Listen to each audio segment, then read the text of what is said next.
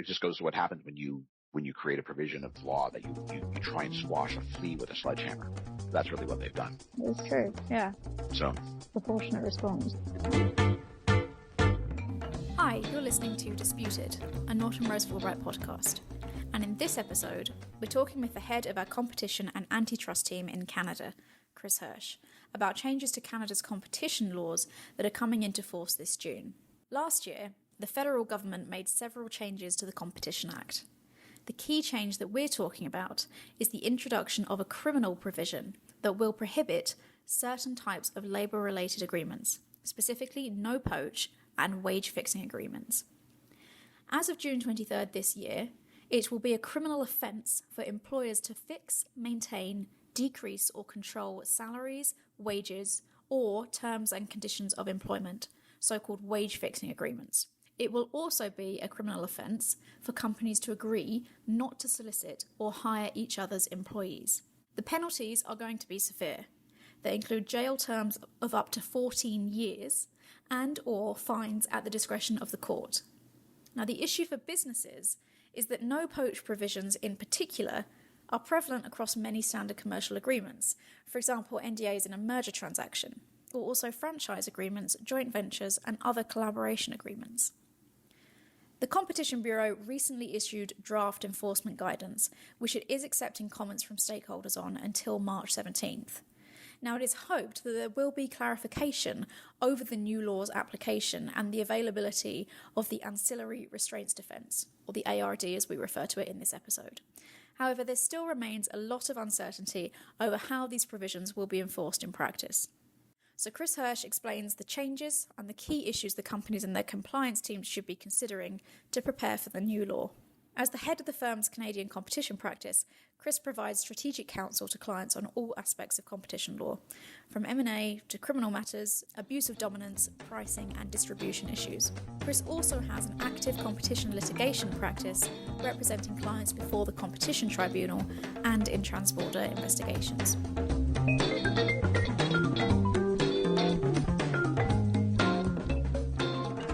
Hey, Chris, thank you very much for joining us. Welcome to the podcast. So this episode is about the new wage fixing and non-solicitation agreement provisions that are coming into force in June of this year. So I want to start with you telling our listeners why they need to pay attention to this episode. What are the changes that are coming in and why are they significant? great. Well, happy to be here, and thanks for that intro. What's important is the provision it's basically a two-line provision or two-line change to the Competition Act, but it's already causing a bit of unrest amongst a lot of companies because of the potential impact it's going to have on, some of their contracting practices. So what the government's done is that in June of 2022, they passed a law that will come in force June 2023. And there's a criminal prohibition for any employer who, with a non-affiliated employer, and we'll talk about that in a second, conspires, agrees, or arranges, so we'll use the term agrees, to either fix, maintain, decrease, or control salaries, wages, or terms and conditions of employment, or not to solicit or hire each other's employees. So for short form, I'll call the first section, the fixing or maintaining salaries, call that wage fixing. But remember that also includes terms and conditions of employment, so much more than just wages. And I'll call the second provision, not to solicit or hire, no poach. And so that's the offense. The way it works is that entering into one of these types of agreements is illegal. It doesn't matter whether it has an effect on competition. Entering the agreement is the offense. This agreement is then, in terms of how the Bureau will enforce it, we have what's called the Ancillary Restraints Defense. I'll use ARD for that. And that's been on the books for a while. It's not an exception. It's a defense. So it's a second step. It's a defense to a criminal prosecution where the companies at issue can take the position that the restrictive agreement, i.e. the wage fix or the no poach agreement, is part of a legitimate agreement between them and is reasonably necessary and ancillary to the purposes of that legitimate agreement. In terms of how this happens, or what happens, is the Competition Bureau will be they're the investigator if you will.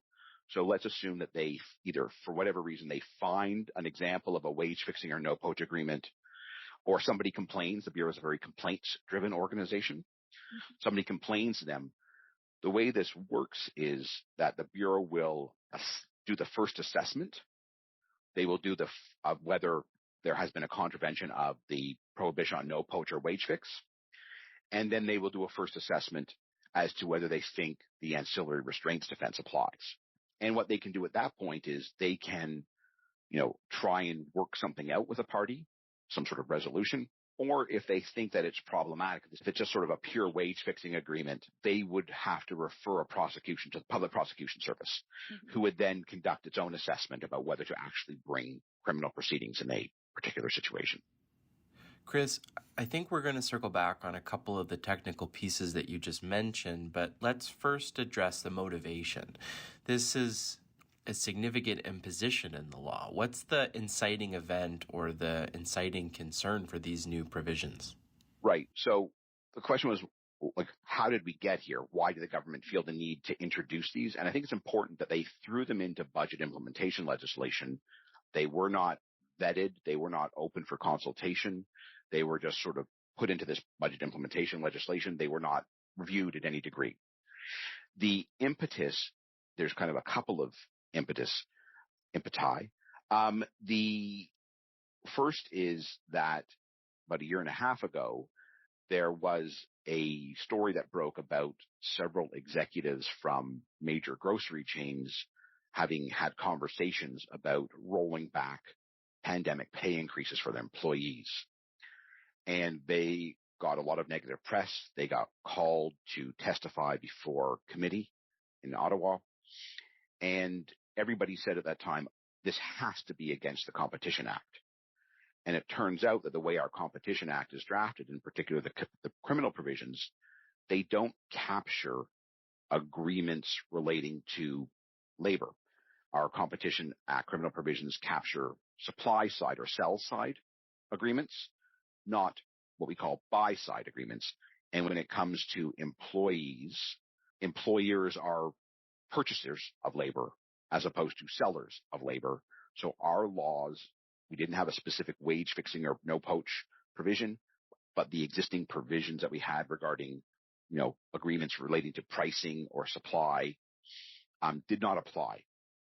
And, there was a bit of a political and, populist, concern that how can it be right to allow employers to fix wages and not be subject to some sort of law, preferably criminal law. So that's sort of how you get wage fixing into there. Also in the U.S., Federal Trade Commission and Department of Justice have taken a much more aggressive approach over the past few years regarding labor-related agreements between employers. In the U.S., there have been cases where there were allegations of, again, naked no-poach agreements. There's been some in the healthcare sector where hospital networks agreed not to hire each other's nurses or other service providers.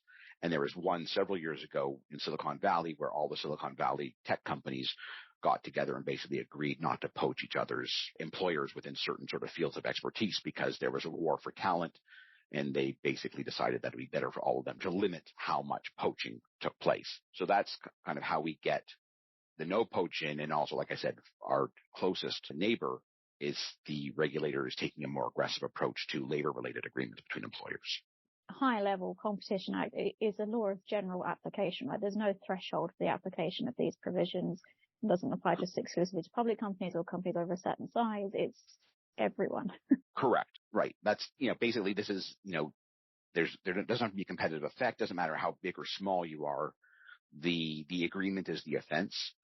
From a practical perspective, the Competition Bureau is often more interested in taking aggressive enforcement action against larger companies from a profile perspective, but that doesn't mean that smaller companies are insulated in any way. Earlier, you mentioned the ancillary restraints defense, the ARD. I wonder if you could talk us through that in more detail because, well, naked wage fixing agreements aside, no poach agreements arise frequently in the broader context of commercial transactions. take us through some examples of where you commonly see no-poach agreements. Maybe explain how the ARD might enable these types of provisions to be upheld. So that's right. Wage fixing is, relatively uncommon, and I think it will be harder in many cases to justify a wage fixing agreement as being ancillary and necessary to a broader agreement. No poaches arise all over the place for legitimate agreements. They arise often in the types of non-disclosure or discussion agreements that permit discussions between parties to negotiate a merger, where the only reason why people are being put in contact with key employees is as a result of the discussions between the parties relating to the merger. These are also very common in the context of joint development or joint ventures, where you have two companies partnering legitimately for, to either do research and development or to engage in a business initiative where, it puts their best and brightest together, people who might have some proprietary information. And in fact, the companies might only trust each other if they agree that they can't steal each other's best and brightest employees.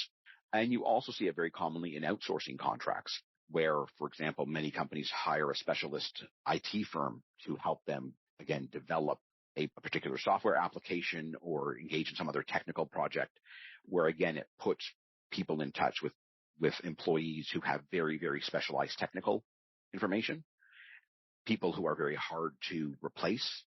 And so, again, it's a protection that we need to work together very, very closely. And again, we think it's legitimate that we should each have the right to protect our employees for a period of time. There's several instances where there is at least arguably, a legitimate need or legitimate purpose for restricting one company's ability to hire the other company's employees and vice versa. And you also mentioned earlier about the ancillary restraints defense. In the examples that you've just given us, where no poach agreements are very common, can you just explain how the ancillary restraints defense, or ARD, might operate in those contexts? So it's important to know the ARD has been on the books since about, I think, 2009 or 2010. It was put in place during the last major reshuffle of the Competition Act, which was actually in 2009, 2010, depending on the provisions. There's no jurisprudence on the ARD, so it's been on the books. There's some guidance about how the Bureau will apply it in respect of the other criminal provisions in the competitor collaboration guidelines the Bureau has published. That's why you haven't seen enforcement. There's lots of non-competition provisions in the context of a sale of a business. Or again, joint venture agreements often include provisions that restrict the parties to the joint venture from competing with the joint venture. So there is a little bit of guidance in terms of how the Bureau will enforce or apply the ARD, but there's no case law. And that's, as a lawyer, that's what's concerning, because the guidance documents the Bureau puts out are non-binding and they're often generally quite vague. And in fact, the Competition Bureau has published draft guidelines regarding how it will apply the ARD and how it will seek to enforce these provisions. And quite frankly, they don't provide that much guidance. They're not, in some ways, they're useful. In many ways, they leave more questions unanswered.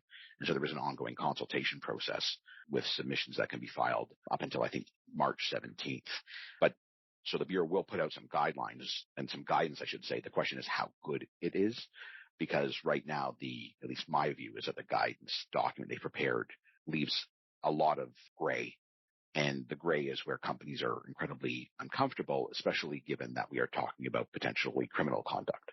That's interesting that there's never been a decision on the application of the ancillary restraints defense in any context. And I think that's because, to be fair to the Bureau, I think that they haven't sought to apply the existing criminal provisions. For example, the price fixing provisions or agreements to restrict supply or market allocation agreements. I don't think they've gone after sort of the provisions that you would see that might be technically offside those provisions, but subject to the ancillary restraints defense. I think the Bureau has acknowledged that, again, that non-competition provision in the context of a sale of a business, that is it's clearly a legitimate type of protection. It's clearly in the context of a sale agreement, which is a broader, legitimate agreement between the parties. And, they don't want to get into sort of second guessing people, and they don't want to sort of say, well, we think it should have been 6 months and not 12 months. in those situations. And also it may reflect the fact that people in those situations aren't likely to complain to the Bureau, because if the buyer's happy and the seller's happy, then no one complains to the Bureau, and the Bureau, these agreements are generally speaking private. Most of these agreements are private, or a lot of them are. And so they're not looking to go out and bring sort of questionable criminal cases. So I think that is helpful in terms of trying to understand where the Bureau might come at this from a practical perspective. But again, the types of agreements that we've been dealing with in the past, again, price fixing, customer or market allocation, supply limitation, those, and the types of situations that the Bureau hasn't sought to apply the law or hasn't sort of put people in a position where they need to argue that the ancillary restraints defense applies, I think those have been much more clear-cut cases, right? Like whereas these provisions, again, I think wage fixing is different than the no poach provisions, because it's often, wage fixing is much more like a price fix. And so again, there may be fewer cases where that is going to be subject to an ancillary restraints defense. It's what's really, I think, fussing people from the clients we're talking about is how do they go about entering into sort of no poach and non-solicit agreements or no hire agreements, given how many situations where those are legitimately viewed as important to have in the context of their dealings with another company. The problem is here, why people are so concerned and why the ancillary restraints defense is getting so much more attention is because these no poach agreements almost exclusively live in broader agreements. There's not a lot of what we call, again, naked no poach agreements out there, but there's tons of legitimate agreements where the parties feel it's appropriate to have some protection. It was so clear under the existing provisions what was clearly offside, what the Bureau clearly wasn't unlikely to view as problematic. So I think the no poach provisions, all of a sudden people are thinking about, well, I've got a business behavior that I have engaged in for years and years and years that I think is important from a commercial perspective to protect employees from being hired. And so I think that this is a situation where that this provision, I can say, is getting a lot more attention than it's ever gotten before. And so companies are wrestling with the fact that I feel I still need to, even though there's a criminal prohibition against this, I can't just ignore the risk. So how do I contract around the risk such that the ancillary restraints defense is more likely than not to apply, because I need to protect my talent pool. Chris, at the start of this discussion, you referred to non-affiliated companies and how these provisions only apply to agreements between non-affiliated entities. What's the difference in application between affiliates and non-affiliates? So that's important because under competition law, generally, if companies are affiliated, in my world, that means companies are under common legal control, sort of 50+1% ownership. You're not really a different company in that case. You can't conspire with yourself. You can't wage fix with yourself. You don't agree with yourself. And that's why, you see like a 50-50 joint venture, that's a situation where neither party, that joint venture is not an affiliate of either party. Because again, you have to own more than 50% to be an affiliate from a competition law perspective. Is that true legal control test as opposed to some other sort of de facto or sort of semblance of control test? The types of concerns that you outlined are the same kinds of concerns that animate people in seeking, for example, tax comfort letters. What's the ability here to get a pre-approval or a blessing from the Bureau on a deal? Is that feasible here?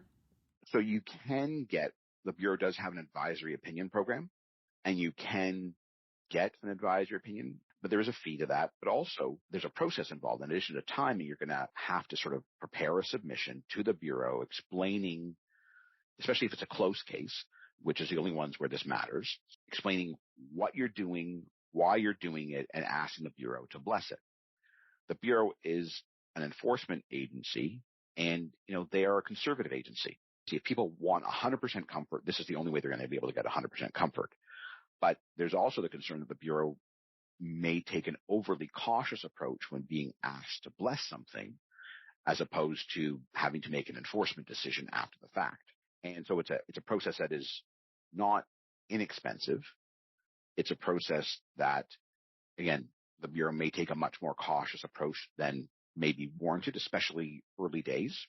And there's a time involvement. And the other thing is, how useful is this? Because it's not like you can get a blanket approval for all of the no poach provisions you might want to enter into, right? Whether a particular no poach is going to be caught is highly fact specific.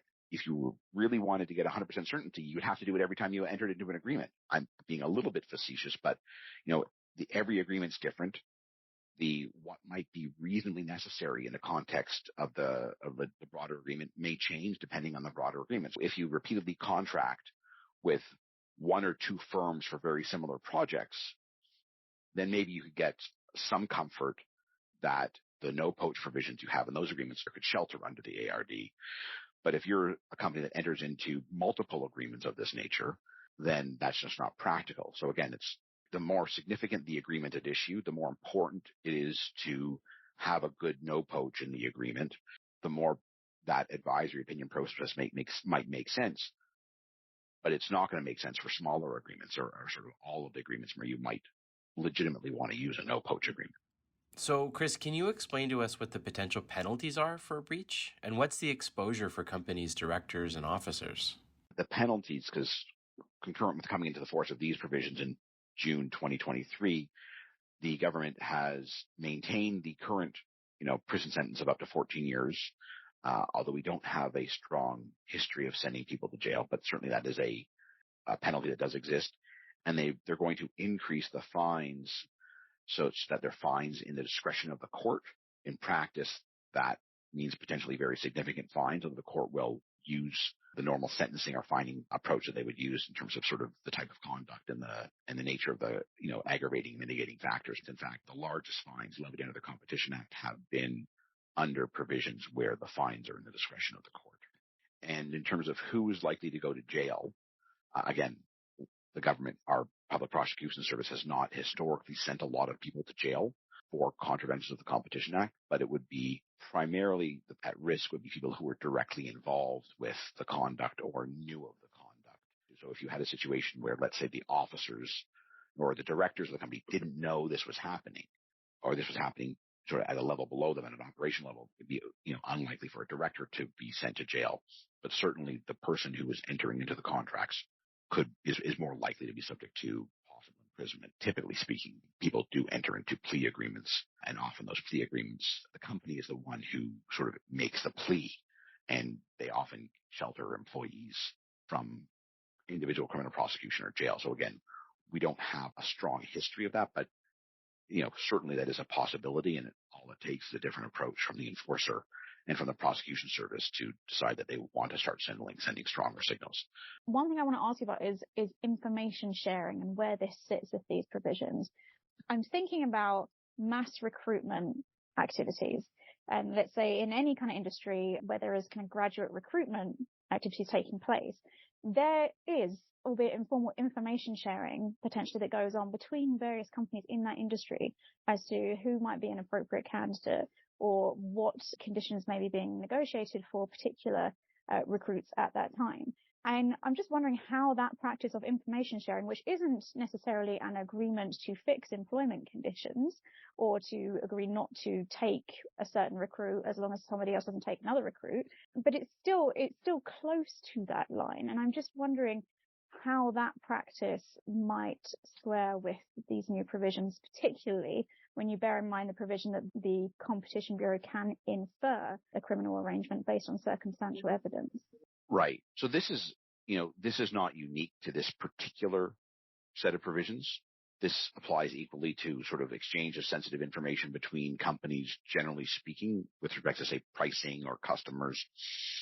And the draft guidelines currently say that the Bureau will consider what we call parallel conduct, which is not illegal, facilitating practices. So whether you're sort of not agreeing, but sort of the wink and the nod situation, sharing sensitive employment information or taking steps to monitor, that can be sufficient, to your point, as circumstantial evidence that there's an agreement. And what they do in that situation is they would look at what sort of engagement the parties who've been alleged to have entered into one of these agreements have had, and they would compare and contrast that with their actual conduct before and after the inappropriate, for lack of a better term, engagement. Some of these sort of practices are sort of the fact that people haven't been overly focused about sort of having these types of discussions is the sort of thing that people do need to think about from a compliance perspective. The other situation that I think this is quite relevant to is that many trade associations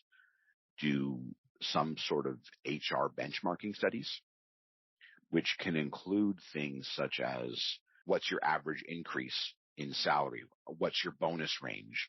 I think it's really important that when I use the shorthand wage fixing, the provision covers other terms of employment, and the Bureau's guidance that they put out, again, it's not final. It's not the law. They've said that this can include job descriptions, allowances, per diems, such as per diems and mileage allowances, non-money compensation, working hours, location, non-compete clauses, or other directives that may restrict an individual's job opportunities. And the Bureau has said that its enforcement is generally going to be limited to those, and I'm quoting from the draft guidance, terms and conditions that could affect a person's decision to enter into or remain in an employment contract. And that's, quite broad. Question whether a criminal court would take the same view, because as a matter of law, criminal statutes are read narrowly and not expansively. And so, but certainly the Bureau in its existing draft guidance document says it may take a very, very broad approach. So it's, so when we talk about sort of HR benchmarking approaches, or what HR professionals can discuss,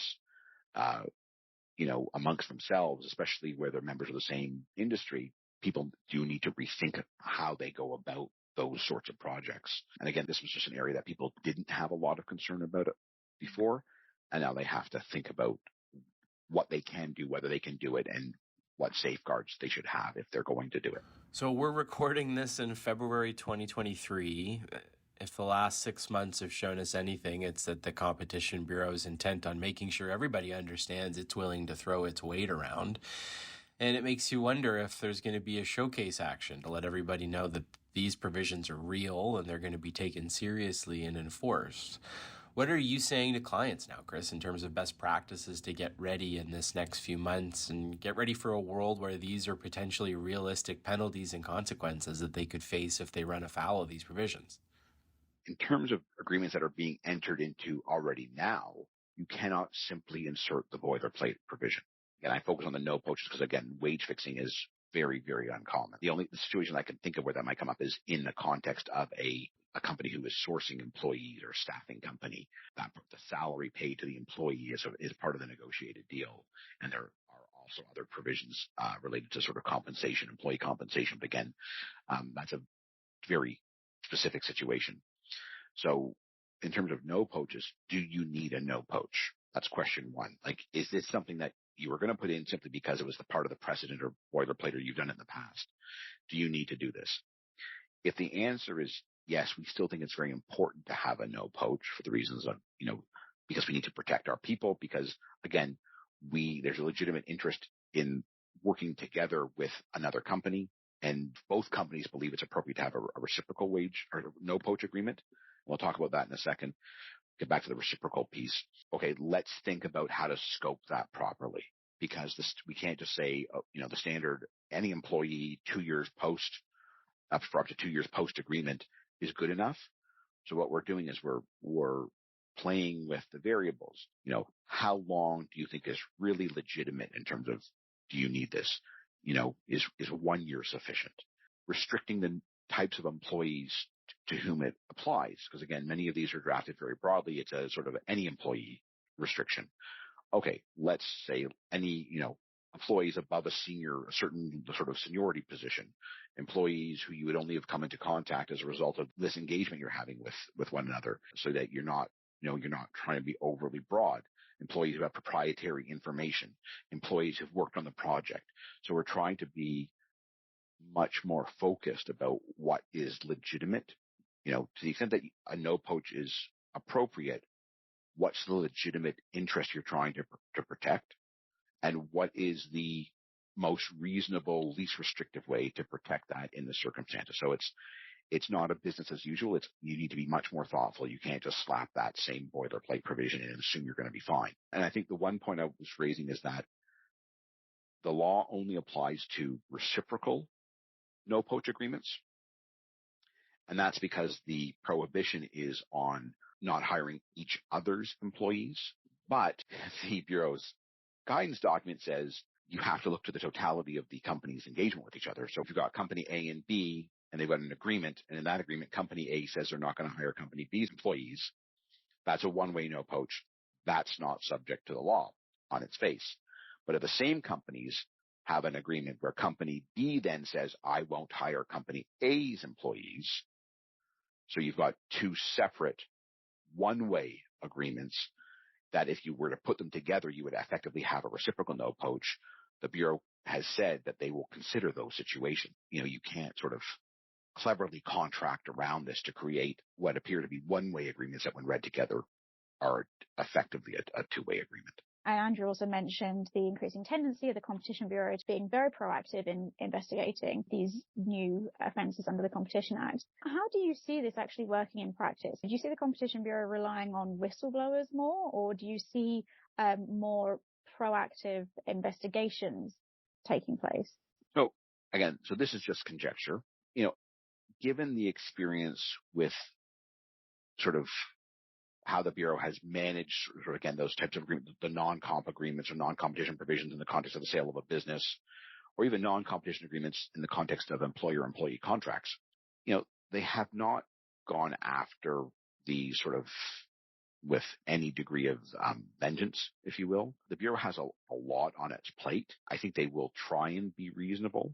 I think I don't think them sending out flying squads to force companies to produce all of their agreements to them so that they can look for offenses in this area. I don't think they just simply don't have the resources to do that, nor do I think they have the inclination to do that. So I think the ways that this will come to the Bureau's attention, I think primarily it will be through whistleblowers. Whistleblowers, we say, people who are, well-intentioned, if you will. There's also potentially strategic whistleblowers, people who have entered into a no poach, who feel they've been forced to enter into it and who want to get out of it. Do they go to the Bureau, or do they simply tell somebody, hey, we don't think this is enforceable. We think this is this is potentially a criminal violation? Do people sort of use the Competition Act as a sword to get out of agreements that they don't like? But I think whistleblowers are going to be the primary source of any enforcement action. The other way something might come to the Bureau's attention is if you're engaging with the Bureau in an unrelated matter, but you have to disclose contracts to them. In the course of that, for example, in the context of a merger review or some other investigation, does that raise potential red flags? So, Chris, can you tell us about how this is going to apply to companies' existing agreements that are entered into before June 23rd, 2023, when the law changes? Will these be subject to the new law at all? And what approach should companies or their compliance teams take to reviewing their existing agreements?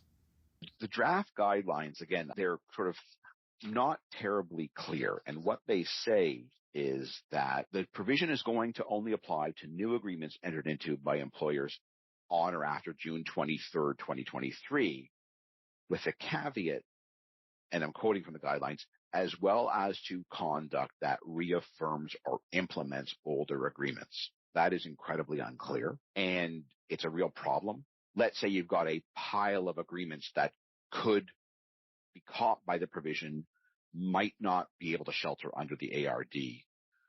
If you simply don't enforce them, is that good enough from the Bureau's perspective? I don't know.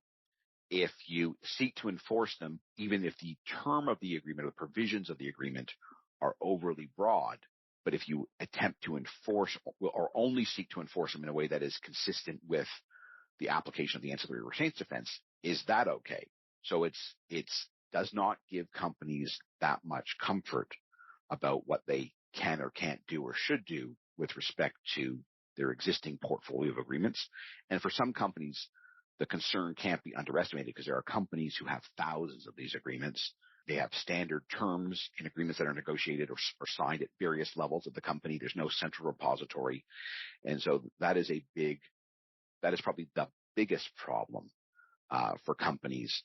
And the funny thing is the companies who are most concerned about this are the companies who are the ones who are most likely to want to comply with the law as a general proposition. Obviously, if you have a wage fixing agreement, that's something you should discontinue before June 23rd, 2022. But again, it's really what's really fussing the business community is the no poach and non-solicit provisions they have. In fact, in Canada, there's millions of agreements that have these provisions that, again, would be prima facie illegal and might be too broad to shelter under the ARD. So that's where I think the business community and the legal community are asking the Bureau to provide more guidance for companies, because it would be a shame if companies sort of undertook unnecessary compliance expense simply because the guidance that the Bureau gives is very unclear.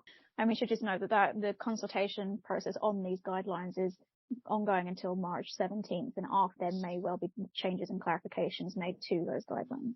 Well, certainly that's the hope, because right now there's a lot of ambiguity, and, when it comes to ambiguity in respect of a criminal provision of the law, that is, that's not good from a business perspective. Great.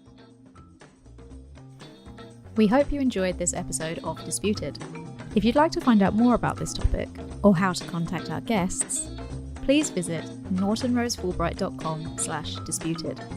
Also, if you have any questions, feedback, or topics that you'd like us to cover in a future episode, please do email us at disputed@nortonrosefulbright.com. And if you would like to hear more, please subscribe to Disputed on Apple Podcasts, Spotify, or wherever you get your podcasts.